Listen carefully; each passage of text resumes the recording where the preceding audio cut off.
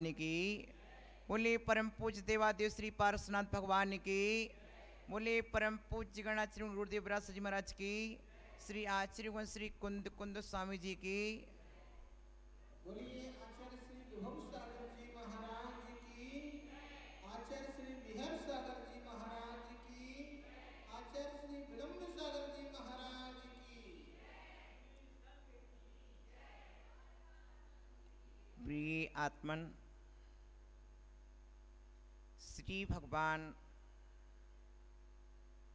महावीर स्वामी ने राजगृह के विपुलाचल पर्वत पर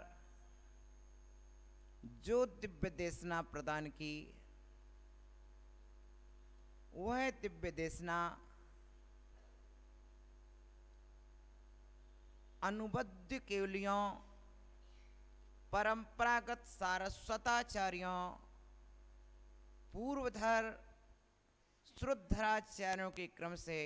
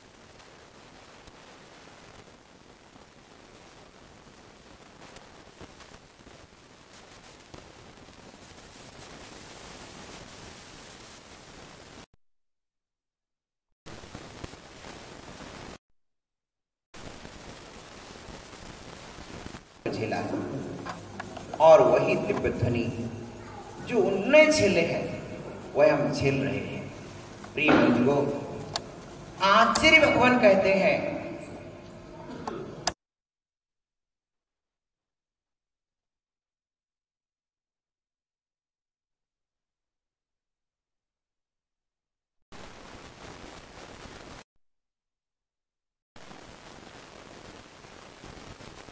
सर्वत्र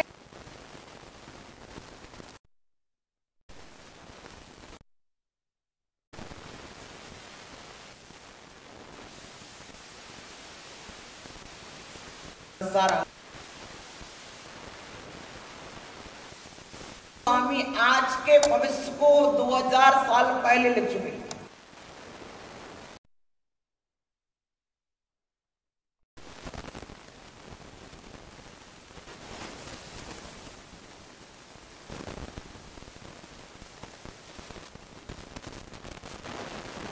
आएगी इसका कोई भरोसा नहीं है। हम अपनी संतान को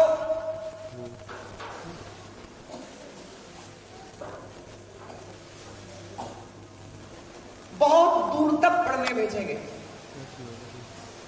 लेकिन शिक्षा में ज्ञान है, किंतु शिक्षा में जीवन का सुरक्षा चक्र जो है, सील है, वह आज नहीं। कुंद स्वामी ने इस बात को कहा था कि सील के बिना ज्ञान जीवन का नाश कर देता है। और सील की शिक्षा किसी शिक्षा बोर्ड में नहीं है। सील की शिक्षा किसी भी शिक्षा बोर्ड में नहीं है। सील की शिक्षा किसी भी कोर्स में नहीं है। शिक्षा प्रणाली में वह शिक्षा है जो आपको अर्थ दे। शिक्षा प्रणाली में वह शिक्षा नहीं है जो आपको परमार्थ दे। शिक्षा प्रणाली में वह शिक्षा है जो आपको जीविका दे। शिक्षा प्रणाली में वह शिक्षा नहीं जो आपको जीवन दे। शिक्षा प्रणाली में वह शिक्षा है जो आपको वित्त दे। शिक्षा प्रणाली में वह शिक्षा नहीं जो आपको चरित्र दे। और आज से कहते हैं सील माने चरित्र, कैरेक्टर, क्योंकि शिक्षा का उद्देश्य चरित्र का निर्माण है। ये बात लिखी मिलेगी आपको। शिक्षा का उद्देश्य चरित्र का निर्माण है। आचार्य कहते हैं सीलस्य ज्ञानस्य, सील और ज्ञान का विरोध नहीं है, दोनों एक है। किंतु सील के बिना ज्ञान है तो ज्ञान कोई काम का।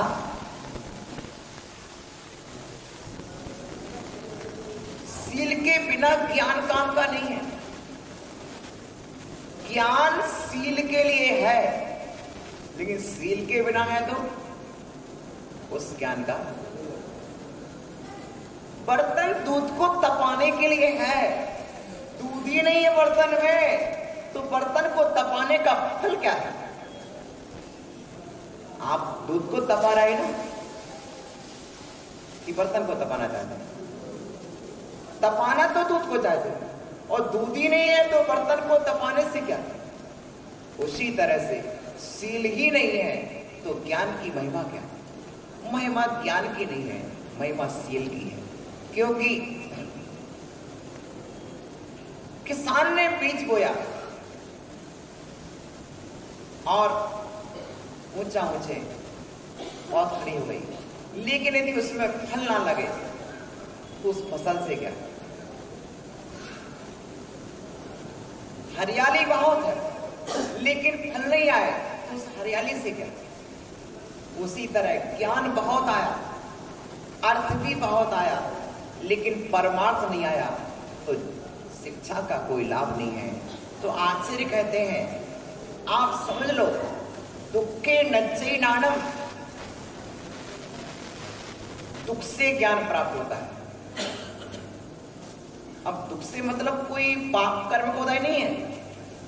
दुख का मतलब है कष्ट, दुख का मतलब है यत्न, दुख का मतलब है प्रयत्न, दुख का मतलब है परिश्रम, दुख का मतलब है बहुत बड़ी मेहनत, कड़ी मेहनत। जो दीदी वगैरह वहां बैठी है, यहां बैठ सकते हो, जी जगह है पर्याप्त। दुखे नज्जै नानम, दुखों से माने कठिन परिश्रम चाहिए, आलस्य से नहीं, अभ्यास से विद्या की सिद्धि होती है। किससे होती है? किससे होती है? बोलो भिलाई वाले भैया, किससे होती है? आलस्य से नहीं, अभ्यास से विद्या की सिद्धि होती है। आपने अभ्यास कितना किया? प्रमाद से नहीं, प्रयास से विद्या की सिद्धि होती है। किससे होती है? किससे होती है? किससे होती है? विक्सन सागर जी हमारे उपाध्याय जी, बताइए महाराज, किससे होती है? प्रमाद से नहीं, प्रयास से होती है। आलस से नहीं, अभ्यास से होती है। ठीक है ना? समझ रहे हैं ना? आलस से नहीं होती है, उल्लास से होती है। उदासीनता से नहीं, उल्लास से होती है। उदासीनता से नहीं, उल्लास से होती है। समझे ना? विद्या सिद्धि के लिए उत्साह शक्ति चाहिए। यदि उत्साह है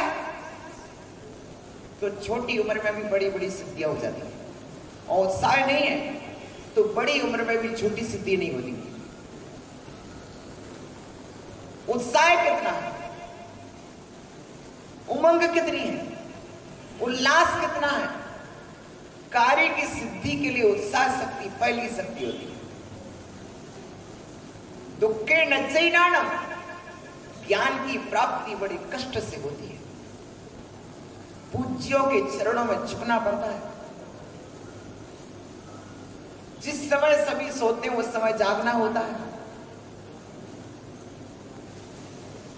वर्षा में भीगना होता है, गर्मी में सूरज के नीचे तपना होता है, शीतकाल में शीतलहर भी सहना होती है। ज्ञान की प्राप्ति, क्योंकि रत्न है ना ज्ञान। जब सामान्य पत्थर निकालते हैं तो खदान पर जाना पड़ता है, उस खदान से पत्थर की प्राप्ति होती है। फिर तो ज्ञान तो रत्न है ना, तो इस रत्न की प्राप्ति क्या साधारण तरीके से होगी? तो कोई ना कोई असाधारण उपलब्धि के लिए, असाधारण सिद्धि के लिए असाधारण प्रयत्न भी करना पड़ते हैं। जब आप सिद्धि असाधारण चाहते हो, उपलब्धि असाधारण चाहते हो और प्रयत्न साधारण हो, तो सिद्धि नहीं होगी। क्योंकि जैसा देवता वैसी पूजा अनिवार्य है। चाहते रत्न हो और मूल्य चुकाओ पाषाण का, तो रत्न नहीं मिलेगा। स्वर्ण के अलंकार, लोहे के उपकरणों के भाव नहीं मिलते हैं। तो ज्ञान रत्न है। यदि रत्न ही तुम्हें चाहिए है तो रत्न का मूल्य चुकाना पड़ेगा। सिद्धि केवल यह सिद्ध करती है कि मैं आपको बाद में मिलूंगी, पहले मेरा मूल्य चुकाओ, पहले मेरा मूल्य चुकाओ, मैं बाद में मिलूंगी। प्रिय बंधु, आप जानते हैं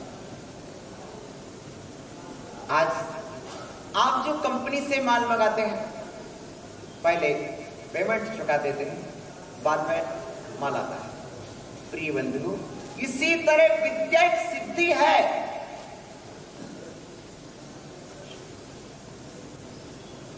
जो साधना से सिद्ध होती है, मंत्र पढ़ने से सिद्ध होते हैं, और विद्या साधना से सिद्ध होती है। और साधना परिसय सहना होते हैं, कष्ट सहना होते हैं। यत्नेन सिद्ध्यते, यत्न से सिद्ध होते हैं। दुखे नज्जैनानम, यदि आप कहो कि ज्ञान पाने में कष्ट है तो आप मत कहो, क्योंकि 2000 वर्ष पहले कुंदबुद्ध स्वामी कह चुके हैं। जिन्होंने ज्ञान पाया है उन्हें अनुभव था, जिन्होंने ज्ञान लिखा है उन्हें अनुभव था।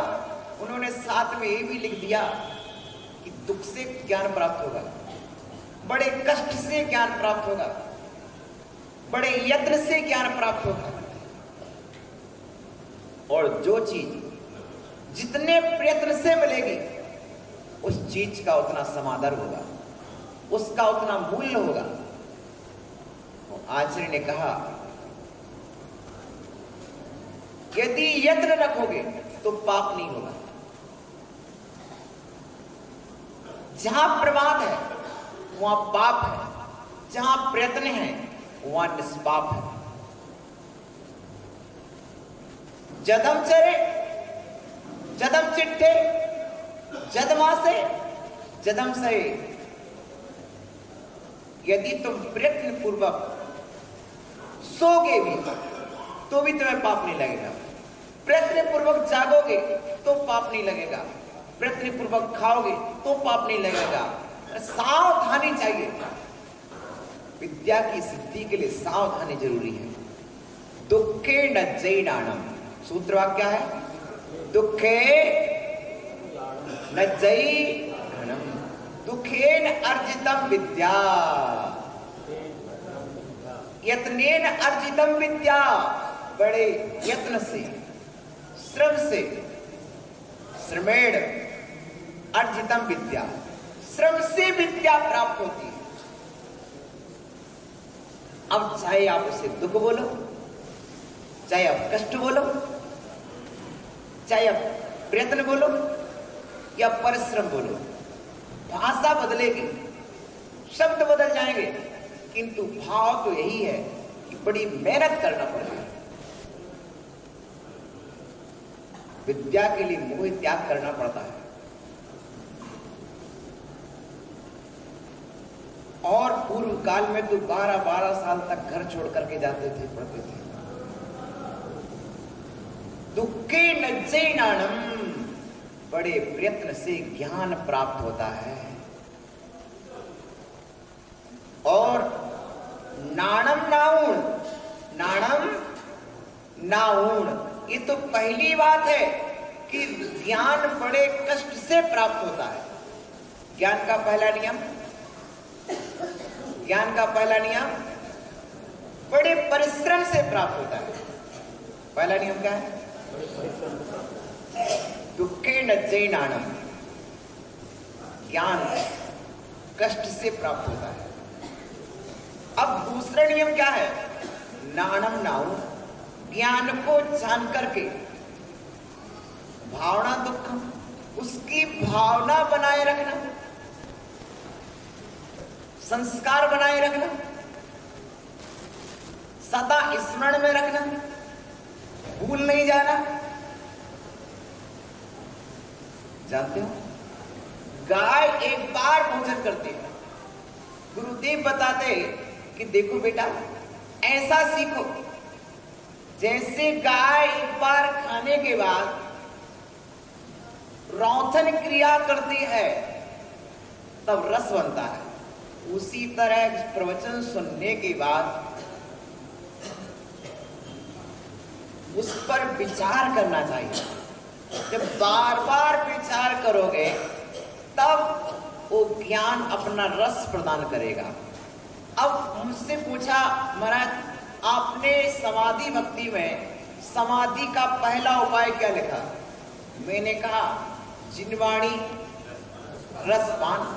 बोले महाराज इस जिनवाणी का रसपान क्या होता है? वो तो हम सुन लेंगे। नहीं, आप एक तो होता फल और एक होता रस। उसी को जब जिनवाणी को बार बार सुनते हैं, बार बार समझते हैं तो रस बन जाता है। जिस तरह से आपने नारियल खाया, बादाम खाई, लेकिन खाने से कुछ नहीं आएगा स्वाद। नारियल खाइए, स्वाद नहीं आएगा।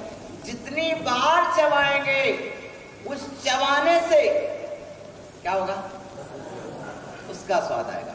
उसी तरह जिनवाणी का चिंतन कितनी बार हुआ है, उसका मंथन कितनी बार हुआ है, ये आती भावना। इसमें आता है भावना। दुखे नज्जैनाणम, वाचना तो कष्ट से हो जाएगी, वाचना के बाद प्रश्न,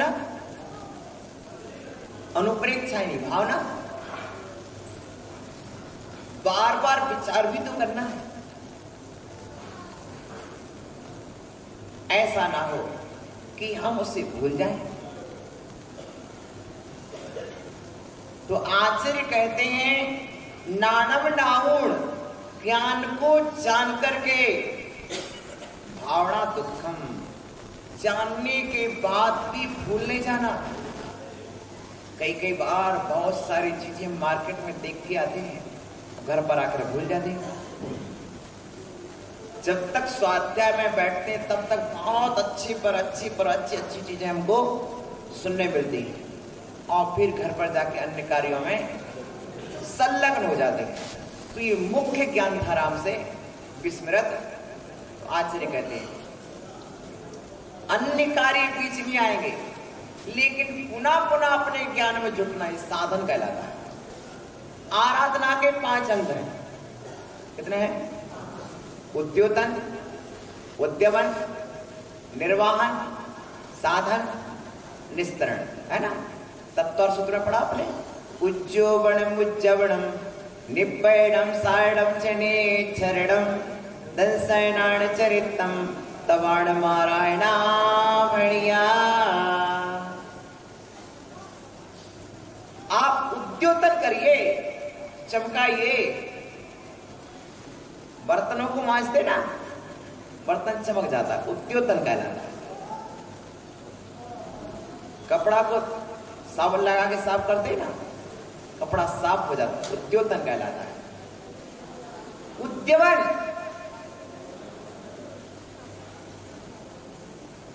जुड़िए। उद्योवन, उज्जवणम, उद्यमन मिश्रण करना। ज्ञान को जो किताब में है उसको दिमाग में लाइए, जो गाथा में है उसे माथा में लाइए। क्या है? समझ रहे ना? जो गाथा में है उसे माथा में उतारिए और मस्तिष्क में आएगा तो आचरण में आएगा।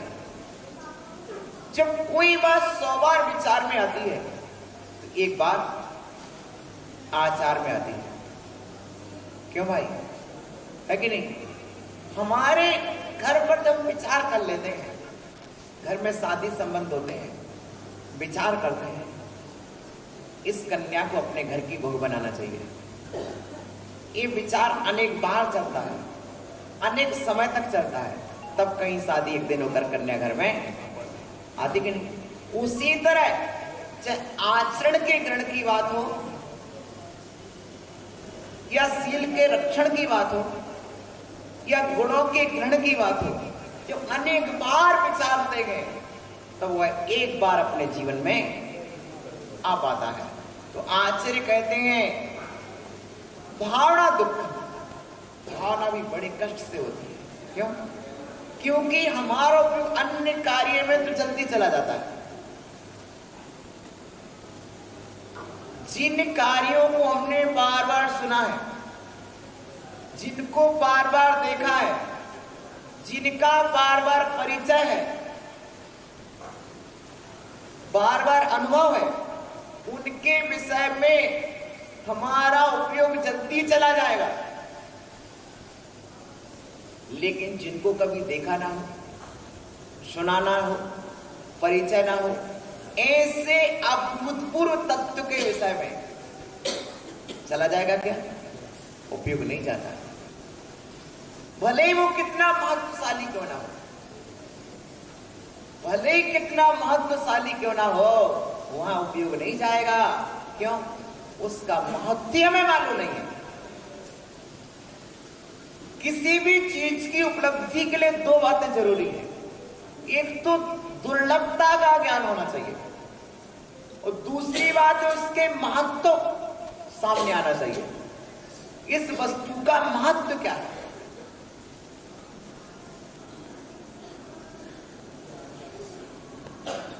ये वस्तु कितनी दुर्लभ है, ये मानव जीवन कितना दुर्लभ है, इस मानव जीवन का कितना महत्व है, ये शास्त्रशील पाउड कितना दुर्लभ है और इसका कितना महत्व है।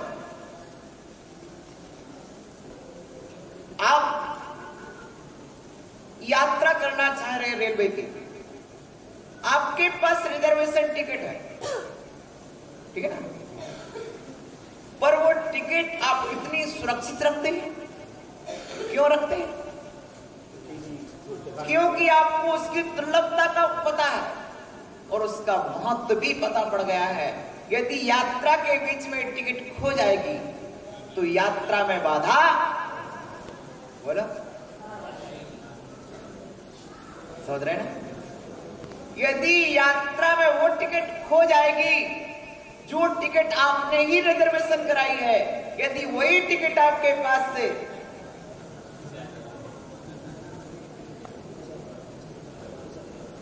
ठीक है ना, टिकट जो खो जाएगी तो क्या होगा? आपको बाधा आएगी और वो बाधा आपको पसंद नहीं है। उसी तरह आचार्य कहते हैं ये शास्त्र ज्ञान आपके मोक्ष का रिजर्वेशन टिकट क्या है, जो आपने गुरु से पाया है, बड़े कष्ट से पाया है। पहली बात तो रिजर्वेशन आपको मिल ही नहीं रहा है और बड़े मेहनत से मिला है, हाथ में टिकट आ गया है, और फिर भी यदि खो दिया तो आचार्य यही कह रहे हैं कि ये सम्यक दर्शन, ये सम्यक ज्ञान और चारित्र की मोक्ष का टिकट है। मनुष्य जीवन पहले मिलता ही नहीं था। जैसे 60 सेकंड का कांटा घूमता है ना 60 बार, तब कहीं एक बार मिनट का कांटा घूमता है। और जब 60 बार मिनट का कांटा घूमता ना, तब कहीं एक बार घंटे का कांटा घूमता है। जब 24 बार घंटे का कांटा घूमता ना, तब एक बार तारीख का कांटा घूमता है। उसी तरह से कई अनंत भाव के बाद एक बार मनुष्य भाव मिला करता है। कई बार एक इंद्री की पर्याय, कई बार 2 इंद्री की पर्याय। अब कोई कहे महाराज अब आप सुबह से जाइए। आज हम लोग जा रहे थे वसुंधरा कॉलोनी, रास्ते में देखा बस स्टैंड पर क्या बस कुंडल पर पड़ रहता हुआ, वही बोलते बोलते बोलते उसका जीवन निकल रहा है। लेकिन प्रयोजन ना कुंडलपुर से है, ना पटेरा से है, ना दमोह से है, प्रयोजनों से सवारी के पैसे से।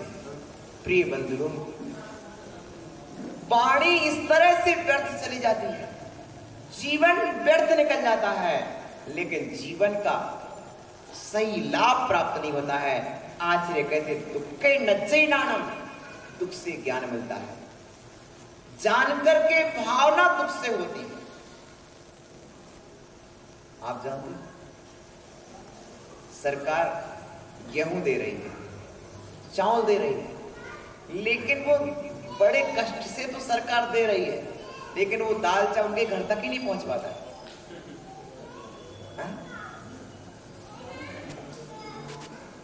और पहुंच भी जाए तो पक नहीं पाता है। पहले ही पकने के पहले बिक जाता है। प्रिय बंधु, हमारे लिए पहली बात तो तत्व ज्ञान मिल ही नहीं पाता, और तत्व ज्ञान जैसे तैसे मिल जाए तुम यहाँ वहां की बातों को बीच में लाएंगे और तत्व ज्ञान भूल। आचार्य कहते हैं बुद्धि को स्थिर रखने के लिए विशुद्धि को स्थिर रखना जरूरी है। क्या? बुद्धि को प्राप्त करने के लिए विशुद्धि को स्थिर रखना जरूरी है। और आप अच्छी तरह जानते हो कि जब दूध वाला आता है तो आप धीरे से बर्तन दे देते हो, देते कि नहीं?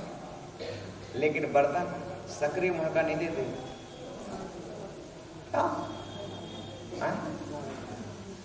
किसी भी माँ ने बर्तन जो दिया, बर्तन बाटल नहीं दी, क्या देते हो? क्या चौड़े मोह का बर्तन दिया है ताकि दूध बाहर ना गिरे। समझ रहे ना? और यदि सक्रिय मोह का बर्तन हो तो फिर पहले चुंगी लगा देते हैं, फिर ऊपर से वस्तु डालते हैं ताकि वस्तु बाहर। आचार्य कहते बुद्धि को पाना है तो विशुद्धि का बर्तन बहुत चौड़ा होना चाहिए, स्थिर होना चाहिए। बर्तन हिल तो नहीं रहा। यदि बर्तन ही हिल रहा है, बर्तन का दूसरा नाम है पात्र। पात्र स्थिर हो तो वस्तु स्थिर होती है। तो हम आचार्य कहते आप पात्र हो, महापात्र हो। क्यों हो कि नहीं? आप सम्यक दृष्टि है और सम्यक दृष्टि भव्य जीव है और भव्य जीव का मतलब है कुछ भाव में पार होने वाले हैं। आप मोक्ष के आंगन में बैठे हुए हैं। मंदिर का आंगन मोक्ष का आंगन है। साधु की सभा समोशरण की प्रतीक है। शास्त्र का सुनना, दिव्य ध्वनि का सुनना है। तो यहां के प्रवचन का संस्कार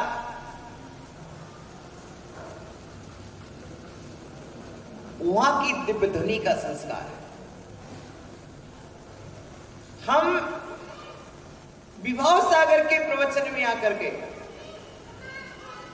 हम आचार्य विहर्ष सागर के, विनम्र सागर के प्रवचन में आकर के हम इनके प्रवचन में आने की तैयारी नहीं कर रहे हैं। हम तीर्थंकर के समोशरण में जाने की तैयारी कर रहे हैं। हम आ रहे हैं यहां और तैयारी चल रही। आपके घर के बच्चे जिनके यहां ट्यूशन पढ़ने जाते हैं, बताइए क्या भविष्य में उन्हीं के यहां रहना चाहते हैं? बोलो। तो आगे तैयारी कहां की चल रही है? तैयारी आईपीएस की तैयारी चल रही है, तैयारी कलेक्टर की चल रही है। कलेक्टर की पढ़ाई कलेक्टर के पास नहीं होती है। हाँ? बोलो। कलेक्टर की पढ़ाई कलेक्टर के पास नहीं होती है, मास्टर के पास होती है। तुमको भगवान बनना है ना? बोलो तो। भगवान बनने की पढ़ाई भगवान के पास नहीं होती है, गुरु महाराज के पास होती है।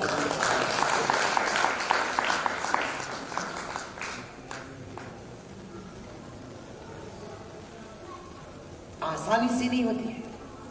दुखे नहीं चैनाना, बड़े दुख से होती है, बड़े कष्ट से होती है। ठंडी का कष्ट, गर्मी का कष्ट, वर्षा का कष्ट। अभी हम लोग दमोह तक आए। ओहो, कितना मुंह छोड़ के आए। 10 किलोमीटर चले तो ऐसा लगा सैकड़ों किलोमीटर चल रही है। आहा, धरती कितना देती है भाई।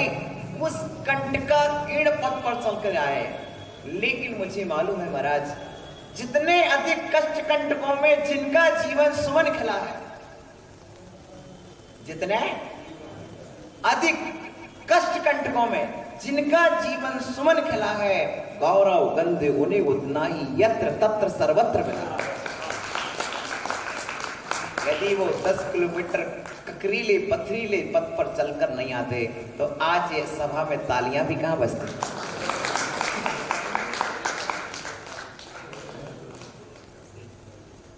समझ रहे ना?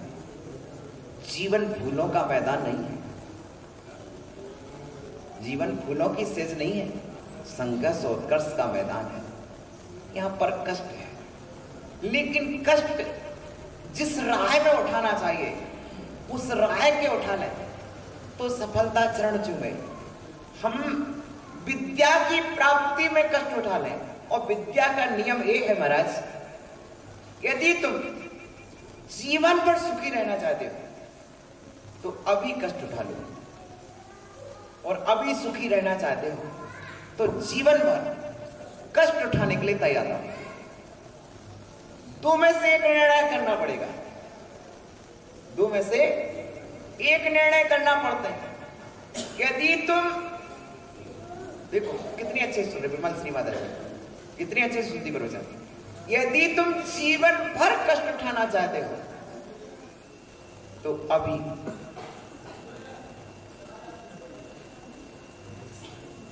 और यदि तुम जीवन भर सुख पाना चाहते तो अभी कष्ट उठा लो। विद्या की प्राप्ति में कष्ट तो होना ही है। यदि आज कष्ट उठा लोगे तो जीवन भर सुखी रहोगे, और यदि आज कष्ट नहीं उठाया तो जीवन भर कष्ट उठाओगे। विद्या के साथ ये नियम है। तो आज विहर्ष सागर जी महाराज जो मुस्कुरा रहे ना, तुम जितने आज हर्ष मना रहे ना, इन हर्ष के पीछे गुरुदेव की कितनी डांट है। तुम तो खिलता हुआ फूल देख रहे हो, मैंने तो चुभते कांटे देखे। क्या तुम तो खिलता गुलाब देख रहे हो, मैंने तो इस डाली में कांटे भी देखे हैं। प्रिय बंधुओं, कितने कष्ट होते हैं जब पहली बार कृष्णंश किया था, पहली बार आहार जी में कृष्णंश किया था। इनका कृष्णंश हो रहा था और कृष्णंश होते होते बेहोश हो गया था, बेहोश हो गया था। निर्णय सागर जी महाराज कृष्णंश कर रहे थे। विराग सागर जी महाराज के पास समाचार पहुंचे। अब बताओ, सामान्य है क्या? दुखे न चाहिए, कष्ट से ज्ञान प्राप्त होता है। समझ रहे हैं? आसान नहीं है, बड़े कष्ट से मोक्ष मार्ग पर आते हैं। देखो, दो बातें सीधी हैं।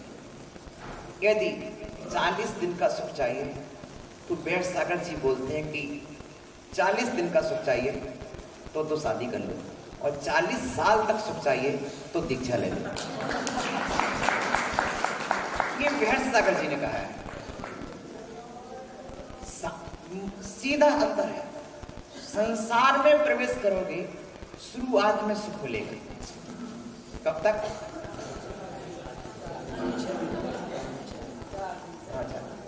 तो शुरुआत में सुख मिलेगा और बाद में जीवन भर। और मोक्ष मार्ग में शुरुआत में इतने कष्ट अंतराह है, रास्ते में चलने में कष्ट, क्योंकि पहले का तो अभ्यास है नहीं किसी भाव का, है ना। साथी संबंधों का तो भाव के संस्कार है, लेकिन दीक्षा के संस्कार तो भाव के नहीं। तो शुरुआत में कष्ट होती है, लेकिन जीवन भर सुखमय बीतता है। जैसे जैसे अनुभव बढ़ते जाते हैं, परिपक्वता आती जाती है, वैसे वैसे आनंद बढ़ जाता है। और संसार मार्ग में जैसे जैसे परिवार बढ़ता है और वहां समस्या बढ़ती जाती है। एक बार एक सज्जन आए, महाराज श्री,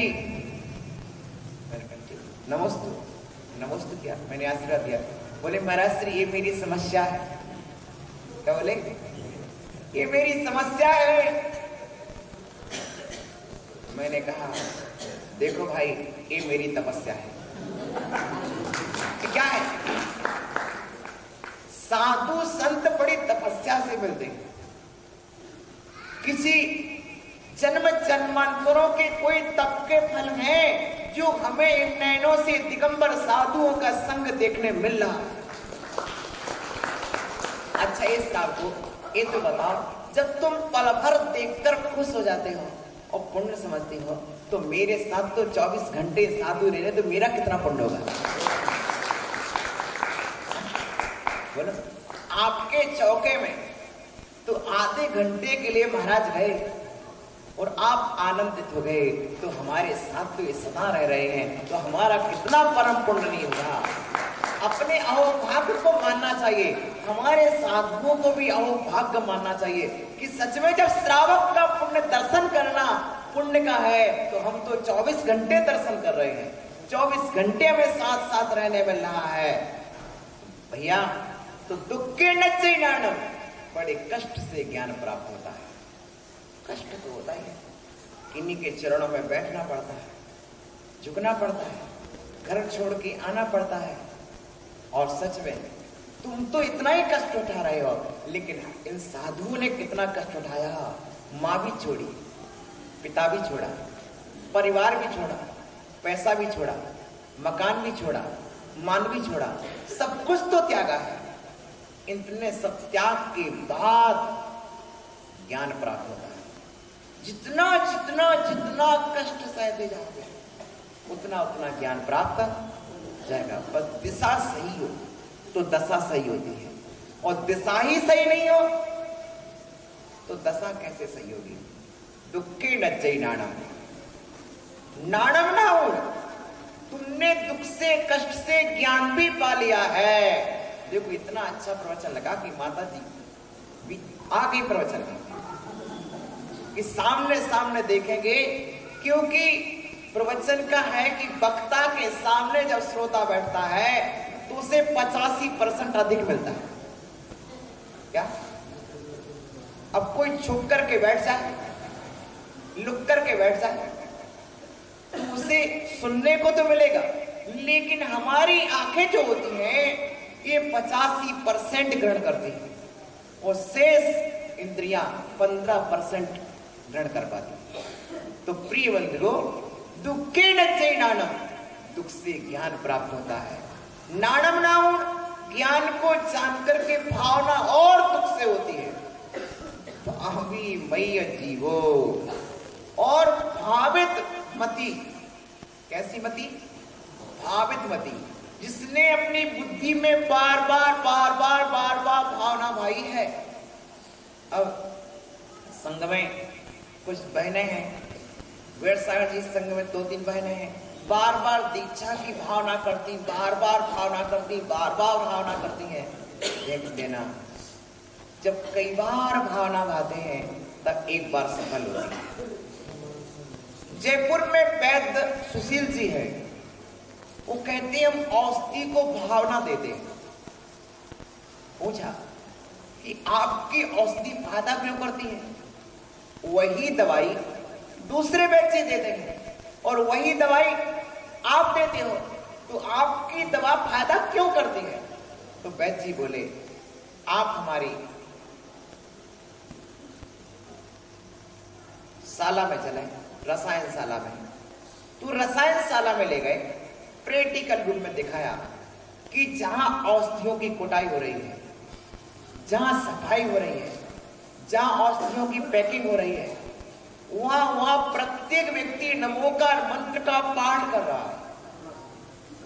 और ऐसे नहीं, पहले स्नान करके, जिस तरह आप अभिषेक के लिए स्नान करते हो, जिस तरह पूजा के लिए स्नान करते हो, उस तरह से सुशील जी वैद्य की रसायन शाला में जितने कर्मी लगे हैं वे सब स्नान करेंगे, पवित्र वस्त्र पहनेंगे, नमोकार मंत्र पढ़ते हुए बार बार नमोकार मंत्र की भावनाएं देंगे, तब वो औषधि कई गुनी फलदायिनी हो जाती है।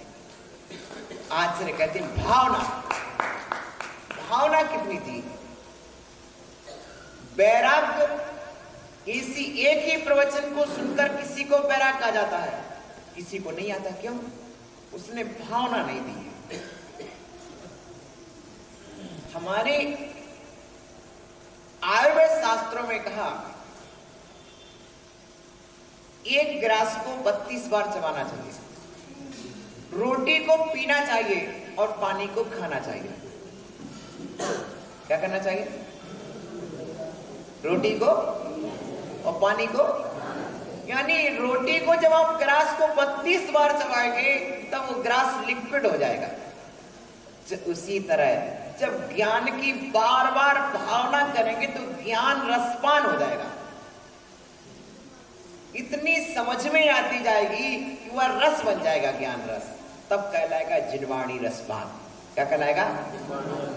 तो भावी मई, जिसने बार बार भावना बाई है, ऐसा जीव भी विषयेषु विरजे दुखम, विषयों में बड़े कष्ट से वैराग्य को प्राप्त होता है। कितना समझाया भावमंडल को, कितना समझाया भावमंडल को। सीता ने संन्यास ले लिया, राम ने संन्यास ले लिया, भरत ने संन्यास ले लिया, दशरथ ने संन्यास ले लिया। भावमंडल को भी समझाया। भावमंडल तो भी संन्यास ले ले। लेकिन भावमंडल क्या कहता है? थोड़े दिन बाद, समझ रहे हैं? ये दीर्घ सूत्री जीव होते हैं, वे बड़े आलसी होते हैं और वे सिद्धि को प्राप्त नहीं कर पाते हैं। जो आज के कार्य को काल पर टालते हैं और उनके जीवन में काल तो नहीं आता पर काल आ जाता है। क्या होता है? जो आज के कार्य को कल पर डालते गए हैं उनके जीवन में कल तो नहीं आ पाता है पर काल आ जाता है और वे काल के गाल में समझ जाते हैं। तो प्रिय बंधुओं, भावित मती बार बार जिसने तत्व की भावना भाई है, ऐसा जीव भी विषयों में बड़े कष्ट से विरक्त होता है। यानी विरक्ति विद्या का फल है।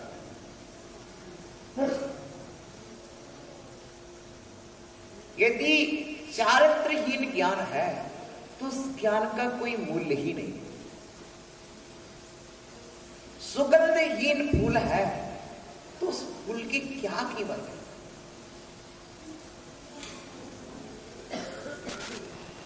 चंदन की सुगंध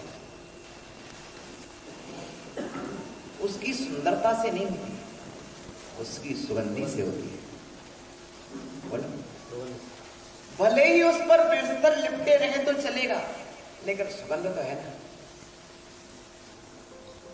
यदि चंदन में सुगंधी है तो यह भी नियम कि बिस्तर लिपटेंगे, फिर भी उसकी कीमत। फूल में सुगंध है, भौरे मंडराएंगे। उसी तरह से आचार्य कहते हैं कि विषयेषु विरज्ये, विषयों में विरक्ति बड़ी कठिन बात है, क्योंकि पुण्य भी उछाल मारेगा, सारे साधन सुविधाएं भी मिलेंगी और फिर तत्व ज्ञान आपका कार्य कर जाए, ये बड़ी विचित्र उपलब्धि है। तो आचार्य कहते हैं तावड़ा जान दी नाणम, जब तक जीव ज्ञान कोई नहीं जानता है, यहां पर ज्ञान से आत्मा लेना है। जब तक कि वह विषय बलो, जब तक कि विषय उस पर बलवान हावी रहते हैं, जब तक विषयों का जोर रहता है। आचार्य ने क्या कहा? यथा यथा समायाति संवित्त तत्त्वमुत्तमम् तथा तथा न रोचन्ते विषया सुलभापि, यथा यथा न रोचन्ते विषया सुलभापि तथा तथा समायाति। अब ये तो बात हुई, तो इसको ऐसा भी कह सकते हैं, जब तक तुम्हारी विषयों में रुचि है तब तक तुम्हें ज्ञान में प्रवेश नहीं है। समझ रहे हैं? समूह शरण में 12 सभाएं के पूर्वी नाट्यशालाएं होती हैं। जिनकी रुचि ही नाट्यशालाओं में है उनका श्री मंडप भूमि में प्रवेश होता क्या? क्यों? अभी विषयों में रुचि है, अभी तुम बाहर विराजो, अभी अंदर में आने की भूमिका नहीं बनी है। आचार्य कहते हैं कि विषय बलवान है जब तक, तब तक ज्ञान को जानता है। अभी तुमने पुस्तकें तो पढ़ी हैं लेकिन ज्ञान को नहीं जाना है। ध्यान देना, मिठाई को हाथ में लेना अलग बात है और मिठाई का स्वाद लेना अलग बात है।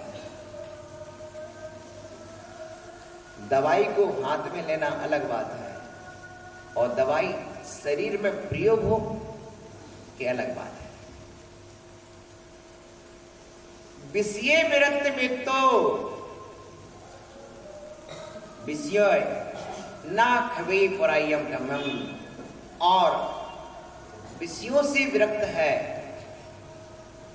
किंतु ज्ञान से रहता है तो वह भी पुराने कर्मों को छीन नहीं कर पाता है। इसलिए ज्ञान और क्रिया की मैत्री जरूरी है। किसकी मैत्री? जो बिन ज्ञान क्रिया अवगाहे, क्रिया किया बिन जो मोक्ष पद चाहे, मोक्ष बिना जो कहे में सुखिया, सो जानो मूरख में मुखिया। समझ रहे ना? तो आचार्य ये कह रहे हैं, यदि क्रिया के बिना ज्ञान है और ज्ञान के बिना क्रिया है तो पूर्ण लाभ मिलने वाला, और जो इसके बिना अपने आप को सुखी मान रहा हो वो तो मूर्खों में शिरोमणि है। आचार्य कहते नानम चरित्रहीनम, चारित्रहीन यदि ज्ञान है तो उसकी यहां हम चर्चा ही नहीं करना चाहते। एक कैरेक्टर सर्टिफिकेट तो पहले चाहिए, चरित्र प्रमाण पत्र पहले लगता है। क्या चरित्र प्रमाण पत्र पहले चाहिए? क्योंकि चरित्रहीन ज्ञान और दर्शन से रहित लिंग का ग्रहण, संयम से हीन तप, यदि तुम आचरण करते हो तो निरर्थक है।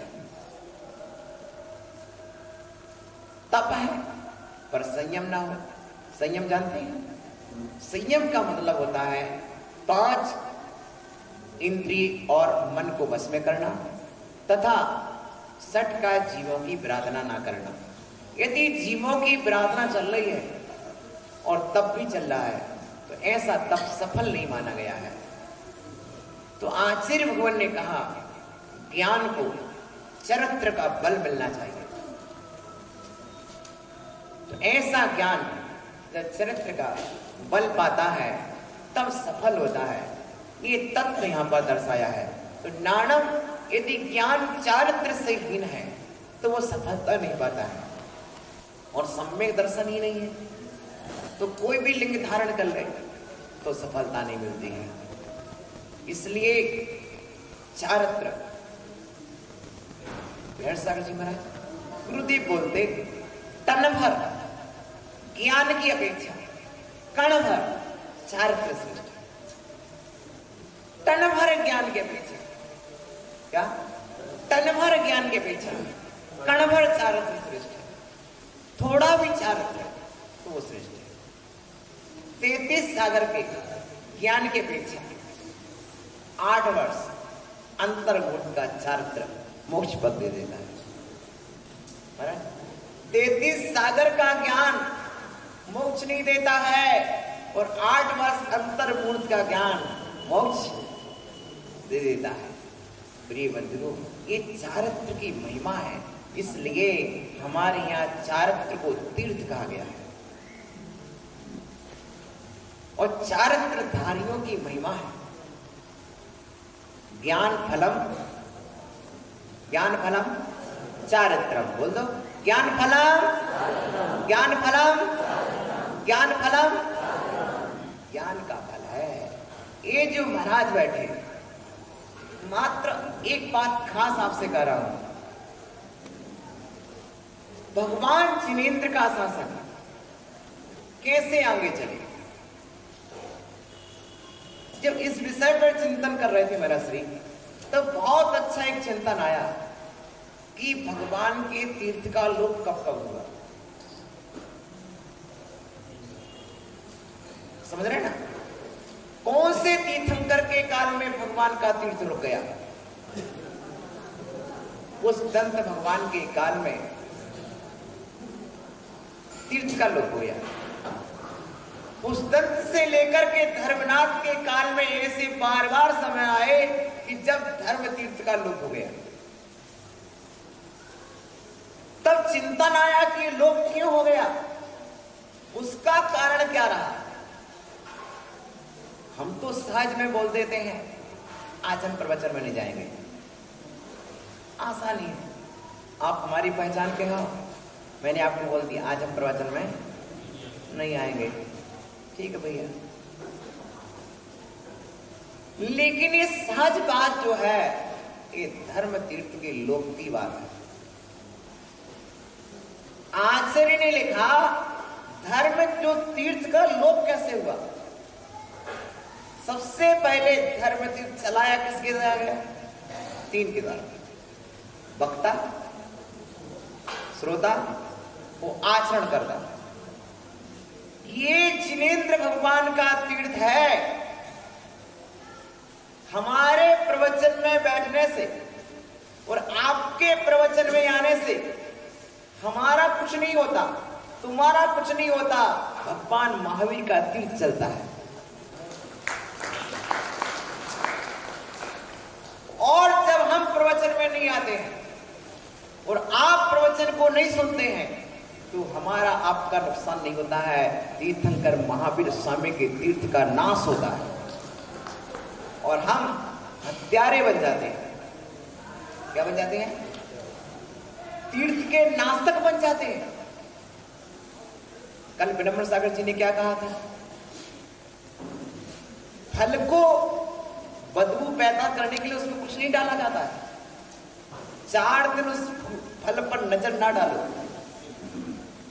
4 दिन फल पर नजर ना डालो तो 5वें दिन बदबू आने लगती है।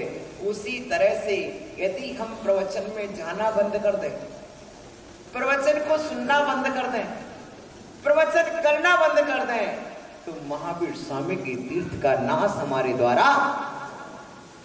और यदि हम बिना किसी की परवाह किए, बिना किसी की परवाह किए हम प्रवचन में आते हैं, प्रवचन सुनते हैं और हम सुनाते हैं, तो यहां पर 3 मूर्तियां बैठी हैं। वक्ता के रूप में आप आचार्य उपाध्याय परमेष्टि बैठे हैं, आचरणकर्ता के रूप में ये मुनिराज आरिका माता बैठी हैं और श्रोता के रूप में आप बैठे हैं। तब फिर अमृत चंद्राचार्य बोल देते हैं, व्यवहार निश्चय होगा प्रवर्त्यन्ति यति जगति तीर्थम। जिस नगर में व्यवहार और निश्चय नय का उपदेश होता हो, जिस नगर में आचार्य परमेष्टि विराजमान होकर के मुनि संग विराज करते उपदेश देता है, उस नगर में भगवान महावीर का तीर्थ चला करता है। क्या चल रहा है? तीर्थ चल रहा है। ये समो शरण का प्रतिरूप है। महावीर स्वामी आप चले गए हो, हमें महावीर स्वामी के शासन को चलाने की जिम्मेदारी है और ये शासन 21,000 वर्ष चलाना है, तो संभालना पड़ेगा कि नहीं? बोलो। आपके मंदिर में रथ रखा है और रथ इतना महंगा खरीदा आपने 20 लाख का, और आपके मन में विचार है कि कम से कम 25 साल तो चल जाए, तो वैसे संभाल के रखना पड़ेगा कि नहीं? उसी तरह से जब 21,000 वर्ष शासन काल चलाना है तो वैसे हमें संभाल के चलाना पड़ेगा कि नहीं? यदि हम प्रमाद करेंगे तो बोलो, आज रथ में से एक कील गिर जाए, परसों दूसरी कील गिर जाए तो रथ कमजोर पड़ जाएगा ना। उसी तरह आज एक साधु प्रमाद कर जाए, कल दूसरा श्रावक प्रमाद कर जाए कि हम प्रवचन में नहीं जाएंगे, हम प्रवचन में नहीं आएंगे, तो क्या हो गया कि तीर्थ का बोलो लोप हो जाएगा। और यदि हम मजबूत हैं, रथ की एक एक कील को संभाल के रखते हैं। सौंदेव सूरी ने लिखा, ये जिनेंद्र भगवान का जो शासन है, देखो हमारे महाराज कितने चाव से सुनते हैं, हमारी एक एक बात को तत्काल दूसरे महाराज को सुना रहे हैं। उनको इतना अच्छा रस आ रहा है कि तत्काल के तत्काल दूसरे को शेयर कर रहे हैं। पेट में समा नहीं रहा आनंद, तो ये है आनंद की बात। किसको कितना आ रहा है वो मुझे मालूम है। यहां पर इन माताओं ने सुन लिया है, अब घर पर शाम को जो नहीं आए उन्हें ये सुनाएंगे, पक्के में सुनाएंगे। प्रवचन का सबसे बड़ा फायदा है कि जो आते हैं, वे तो सुनते ही हैं, पर जो नहीं आते हैं उन्हें सुनने ज्यादा मिलता है, क्योंकि उन्हें घर घर में सुनाया जाता है, तो तीर्थ चलता है। अब इस तीर्थ को दो बातें, ठीक है ना, बताओ पता नहीं बात कहां सुनाओगे? तो ये जो धर्म का तीर्थ है हम कहां सुनाएंगे? मंदिर में सुनेंगे, मंदिर में चलाएंगे कि घर में चलाएंगे? आपके घर में तीर्थ चलना चाहिए। जिस समय आप अपने घर में जिनवाणी खोल के बैठते हो, क्या सुन रहे हो? क्या सुन रहे हो? जिस समय आप अपने घर में जिनवाणी खोल के बैठते हो या ये प्रवचन की बातें सुनाते हो, तो समझ लेना चाहिए आपके द्वारा तीर्थंकर होने का, धर्म का तीर्थ आपके घर में चलाया जा रहा है।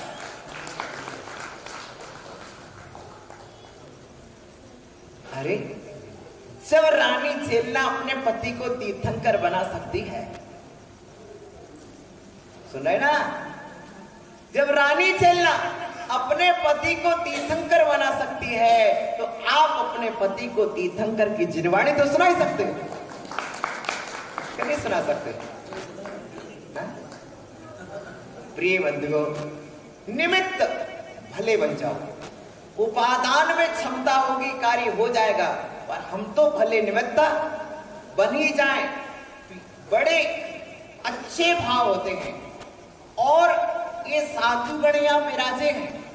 मुझे मालूम है ये मुनिजन ये विचार करें कि ये प्रवचन विभव सागर का नहीं है, ये सील पहाड़ कुंद कुंद का है, और कुंद कुंद के पहले भी अनंत तीर्थंकर महावीर का, और महावीर के पहले भी अनंत तीर्थंकर भगवंत हो चुके उनका है। इसलिए तत्व का उपदेश है, और तत्व किसी का नहीं है, तत्व का उपदेश सर्वज्ञ का उपदेश है, भगवंत का उपदेश है। इसलिए भगवान की वाणी सुनने का अवसर मिला है।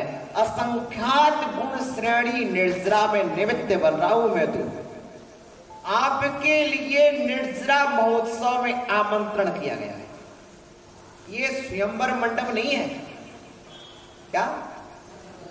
ये स्वयंवर मंडप नहीं है, ये संवर मंडप है। कौन सा मंडप है? जानते हो संवर क्या कहलाता है? हाँ, तपसा निर्जरा स्वाध्याय तप है, और तप से संवर और निर्जरा दोनों होते। संवर तत्व है, निर्जरा तत्व है, और संवर और निर्जरा के बाद क्या होता है बोलो? तो मोक्ष के पहले की चीज है निर्जरा। तो निर्जरा महोत्सव है और संवर मंडप है। तो इस संवर मंडप में निर्जरा महोत्सव में मोक्ष के लिए आमंत्रित किया गया है। किसके लिए? तो प्रिय बंधुओं, ऐसे मोक्ष मार्ग की सिद्धि के लिए आपने जिनवाणी को सुना, और हमारे और भी महाराजों के प्रवचन होना थे। मैंने महाराज से कहा, मैंने कहा महाराज श्री आज आप ही कर लेते हैं, तो स्वाध्याय का ये रस का आनंद लेते हैं। बहुत दिनों से स्वाध्याय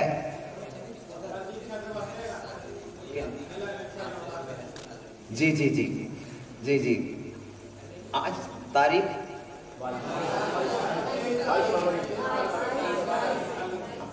हम अपने सागर जी महाराज को कल सुनेंगे, क्योंकि कल क्या है खास, महाराज का एलग दीक्षा दिवस, ठीक है ना। कल महाराज ने मोक्ष मार्ग में पहला चरण एलग दीक्षा के रूप में देवेंद्र नगर की धरती पर रखा था। देखो भाई, बुंदेलखंड के है, जब बुंदेलखंड की बात है, देखो बात आप जानते हो, इधर पूरी परोसो, इधर इधर परोसो ना। अब बाजू में बैठे हैं तो आप तो हमारी थाली देखोगे। महाराज करे तुम्हारा भी तो दीक्षा दिवस अभी बुंदेलखंड में है, जब मैंने आपका बोल दिया तो हमारा तो अपने आप। तो प्रिय बंधुओं, इस तरह से महाराज श्री का दीक्षा दिवस है, बहुत खुशी की बात है, हम सुनेंगे। और महाराज शाम को आनंद यात्रा में तो आपको आनंद बटोरते ही हैं। इस तरह से जिनवाणी माँ की मंगलमयी आराधना का समय पूरा हुआ। ओम नमः श्रीदेभ्यां, ओम नमः शिव्या। कल दोनों महाराजों की दीक्षा दिवस है। जरा बोल के आना माइक पे एक बार। हेलो महाराज जी, बोलना माइक, बोलना कुछ।